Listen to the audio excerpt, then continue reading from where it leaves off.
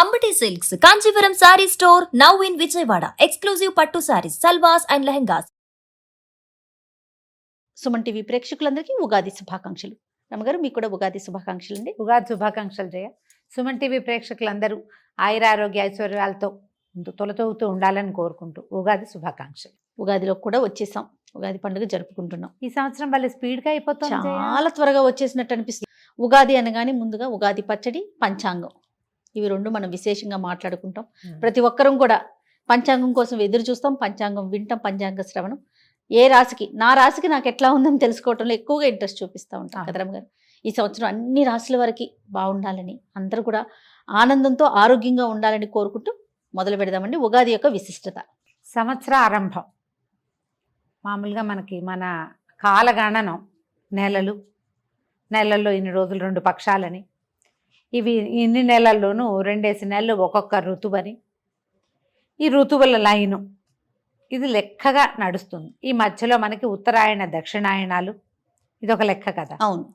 అయితే ఇప్పుడు మామూలుగా మనం సంవత్సరారంభం అనగానే జనవరితో కొత్త నెల, మొదటి నెల ప్రారంభం అవుతుంది. కానీ జనవరితో అసలు సీజన్ మారేదే లేదు.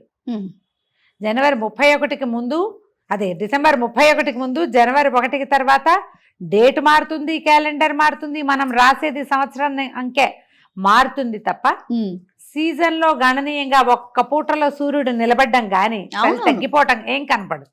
వాతావరణంలో ఎలాంటి మార్పుని చూడం. ఉగాదికి ముందు వెనక మనకు ఆ డిఫరెన్స్ కనపడుతుంది.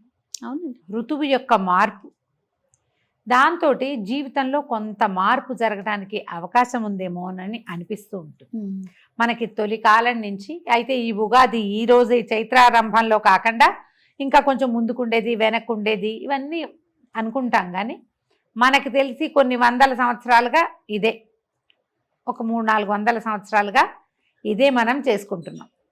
ఈ చైత్రారంభం మొదటి రోజున కొంచెం చక్కటి పాజిటివ్ దృక్పథంతో మన జీవితంలో ఉండేటువంటి షడ్రసాలని షడ్రుచులుగా వాటితోటే మనం ఏదైనా ఒక పదార్థం కావించి భగవంతుడికి నివేదన చేసో చేయకుండానో మన ఊరి ఆచారం ప్రకారం షడ్రుచులతోటి కూడి ఉన్నటువంటి నింబకుసుమ భక్షణ చేసి ఈ రోజుని చక్కగా కనుక ప్రారంభం చేసుకుంటే, ఈ రోజు మొదలు పెట్టుకుని సంవత్సరం అంతా బాగుంటుందని ఒక నమ్మికతోటి మనం ముందుకెళ్తూ ఉంటాం.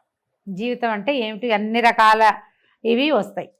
కష్టము, నిష్ఠూరము, సుఖము, దుఃఖము, సరదా, సంతోషము, అంతే కదా. ఇబ్బంది, సబ్బంది, ఏవో కాదరమ్మ గారు. ఆ ఇబ్బంది ఉంటేనే సబ్బంది విలువ తెలుస్తుంది. అంతే కదా.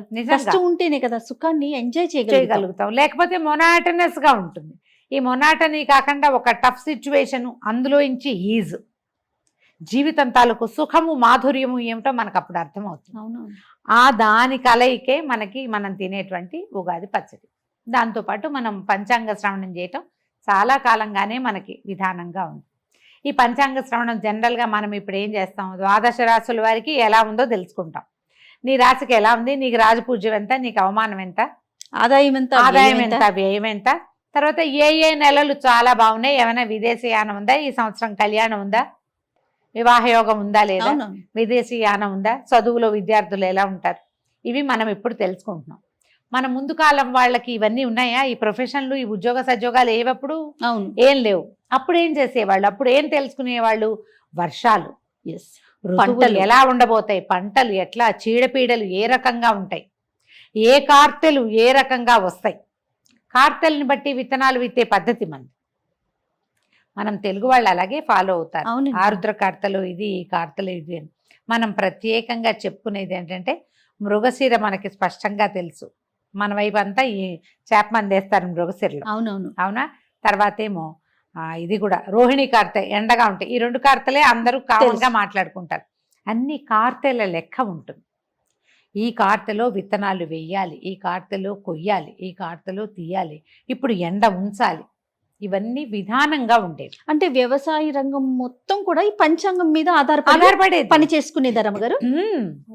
వానరాకడా పోకడా అవన్నీ కూడా పంచాంగం ద్వారానే తెలిసేది. ఈ సంవత్సరం పంటలు బాగుంటాయని, లేదా ఏదైనా ఈ ఇబ్బంది ఉంటుంది, ఇప్పుడు పొలి పెట్టటము, ఎప్పుడు పొలి పెట్టాలి, అవన్నీ కూడా పంచాంగం బట్టే మనకి ప్రజలు తెలుసుకునేవాళ్ళు. ఇప్పట్లాగా ఇప్పుడు అంతే మనకు యూట్యూబ్ వచ్చేసిన సోషల్ మీడియా వచ్చింది అవును. కాబట్టి మనం 15 రోజుల ముందు నుంచే మన ప్రసారాలు చేసేస్తాము, వినేస్తూ ఉంటాం. అప్పుడు పండగ రోజున వింటే దానికి ఒక ప్రత్యేకత కూడా ఉంది. ఏ రోజునైతే మనకి ఉగాది ప్రారంభం అవుతుందో అంటే ఈ ఉగాది ఉషస్సు వచ్చే చైత్రమాసపు శుద్ధపాడ్యమి రోజునే, పండగ రోజునే కనుక మనం ఈ పంచాంగ శ్రవణం చేస్తే అది వినడం వల్ల భక్తి శ్రద్ధలతోటి దాని యందు ఆస్థతోటి వినటం వల్ల మన కర్మలు కొంచెం క్షయమవుతాయని కూడా మనం నమ్మేవాళ్ళు. ఓహో. ఏదైనా దురదృష్టకర సంఘటనలు జరిగే అవకాశం ఉందనుకో దాని ఇంపాక్ట్ తగ్గుతుంది. అందుకని పసిపిల్ల బాలాది ప్రతి వాళ్ళు ఉగాది పంచాంగ శ్రవణం చేసేవాళ్ళు. ఊళ్ళో చిన్న చిన్న ఊళ్ళల్లో అయితే ఓ గురువుగారు మాస్టారు, ఓ తెలుగు మాస్టారు, లేకపోతే ఆ ఊరి పురోహితుడు, ఆ గుడి పూజారి గారు ఎవరైనా నలుగురిని చేర్చి ఒక రచ్చబండ దగ్గర ఓ దేవాలయంలోనో ఎక్కడో చోట ఉగాది పంచాంగ శ్రవణం చేసేవాళ్ళు. పురాతనమైన విధానం. మెల్లిగా ఊళ్ళు పెద్దవైనాయి, ఊళ్ళల్లో గురుగారులు మాస్టర్లు ఉపాధ్యాయులు ఎవరిదాని వాళ్ళు వెళ్ళిపోతారు, ఎవరు ఉండరు, పుస్తకాలు వచ్చాయి, మన పంచాంగం మనమే చదువుకోవటం. సోషల్ మీడియా వచ్చాక ఏముంది, 7-8 మంది గురువుగారులు ఎవరి మొహం నచ్చితే వాళ్ళది మనం వినొచ్చు చక్కగా. అంతే. పండగ రోజున వినడం మంచిది. ఓకే. పంచాంగ శ్రవణం ముఖతః వినే అవకాశం ఉంటే మరీ మంచిది, మీకు అవకాశం ఉంటే కనుక. అది వింటే ఏంటంటే మన గ్రహాలలో దోషాలు ఇబ్బంది ఉంటే అది పెద్దది అయిపోకుండా చిన్నది కొంత తగ్గుతుంది. మనం ఆ రోజే తెలుసుకుంటాం ఇవి చెయ్యాలి, గురువు బలంగా ఉన్నాడు లేదా గురువు వీక్గా ఉన్నాడు, బుధుడు పలానా చోట ఉన్నాడు, శనిగ్రహం వల్ల ఈ సమస్య వస్తుంది తెలుస్తుందిగా. దానికి ఏదైనా ప్రతిక్రియ చేయాలని ఒక సంకల్పం కూడా కలుగుతుంది. జనరల్గా పండగ రోజున ఏదైనా సంకల్పం చేస్తే ఆ పని జరుగుతూ ఉంటుంది. అందుకని ఉగాది పండగ రోజున కొట్లాటలు గొడవలు పెట్టుకోకండి, పొట్లాడుకోవద్దు, ప్రతిదాన్ని చిలికి గాలివాన చేసుకోవద్దు.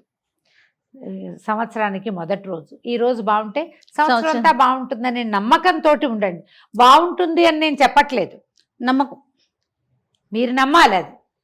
అందుకని ఇవాళ ప్రశాంతంగా ఉందాం, ఇవాళ చక్కగా మంచిగా వండుకుని తిందాం, నలుగురు స్నేహితుల్ని కలుద్దాం, నలుగురు చుట్టాలతో పెద్దవాళ్ళతో తాత మా అమ్మ మేనత్త వాళ్ళతోటి ఫోన్లలో అయినా 4 మంచి మాటలు మాట్లాడదాం, అమ్మా నాన్న కొంచెం సేవించుకుందాం, కాస్త ఏదైనా చదువుకుందాం, ఏదైనా కొత్తది నేర్చుకుందాం. ఏదైనా చదువుకోదలుచుకుంటే ఈ రోజున స్టార్ట్ చేసుకోవచ్చు. మనం షడ్రుచులని చెప్పేటువంటి ఉప్పు పులుపు తీపి కారం చేదు వగరు ఈ 6 రుచులతో కూడినటువంటి ఉగాది పచ్చడిని తీసుకోండి పొద్దున్నే. మీ ఊళ్ళల్లో మీ ఇళ్లలో ఎలాంటి పద్ధతి ప్రకారం ఈ పచ్చడి చేస్తారు ఆ రకంగా తీసుకోండి. పొద్దున్నే లేవగానే అభ్యంగనం చేయండి. సొంతంగా అభ్యంగనం చేస్తే మంచిది. ఇంట్లో ఎవరైనా పెద్దవాళ్ళు నుండి మన నెత్తి మీద నూనె పెట్టి కాస్త మొహాన ఒక కుంకుమ బొట్టు పెట్టి నెత్తి మీద నూనె పెట్టి ఓ హార తెచ్చి స్నానం చేయిస్తే పిల్లలకి పెద్దవాళ్ళకి కూడా, ఇప్పుడు మీ వయసు వాళ్ళకైనా అమ్మలు ఇంట్లో ఉంటే అమ్మలు ఉన్న వాళ్ళు అదృష్టవంతులు కదా, వాళ్ళతో ఏదైనా ఒక 2 అక్షింతలు వేయించుకుని స్నానం చేసి సంవత్సరం అంతా బాగుంటుంది. అదొక పద్ధతి. మీరు కావాలంటే అలాంటి పద్ధతిని అలవాటు చేసుకోవచ్చు. మేము పిల్లలు పుట్టినరోజులు ఖచ్చితంగా చేస్తాం జయ. బొట్టు పెట్టడం, నెత్తికి నూనె పెట్టడం, పండగ రోజు కూడా బొట్టు పెట్టడం, కాస్త నెత్తికి నూనె పెట్టి 4 అక్షింతలు వేసి వేస్తే మంచిది, శుభం కదా. పూజ చేసుకోవటము, దేవతార్చన ఏదైనా మన ఇంట్లో అలవాటు ఉంటే ప్రార్థించే పద్ధతి ఏది ఉంటే ఆ ప్రార్థనా విధానాన్ని అవలంబించటము, ఎవరికైనా ఏమైనా చేసి పెట్టడము. ఈ కొన్ని చోట్ల ఏంటంటే అమ్మవారికి నివేదనలు చేసే విధానం కనపడుతుంది. ఈ గోదావరి జిల్లాలు ఆ వైపు, తర్వాత ఏమో శ్రీకాకుళం జిల్లా ఇటువైపు ఉత్తరాంధ్ర వైపు కూడా అమ్మవారికి ఉపారాలు ఎత్తటం అంటారు. ఉపారము అంటే ఉపాహారం అన్నమాట, బహుశా ఉపారాలు ఎత్తటం అనే అంటారు.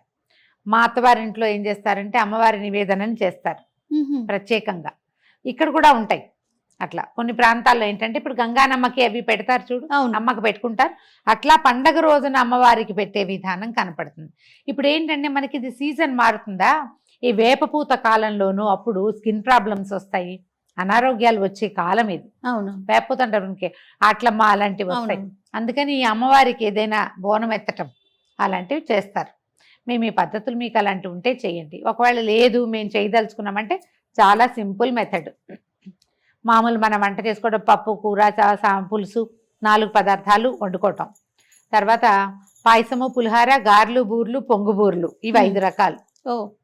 5 మామూలు అన్న రోజువారీ ఆహారం కాకుండా ఇవన్నమాట. ఇవన్నీ 2 ఆకుల్లో సర్ది అంటే మనం ఏమన్నా వడ్డించి అమ్మవారికి నివేదన చేస్తాం. ఈ అమ్మకు కూడా మన రోజువారీ దేవతార్చన దగ్గర కాకుండా కొంతమంది అక్కడ చేసుకుంటారు.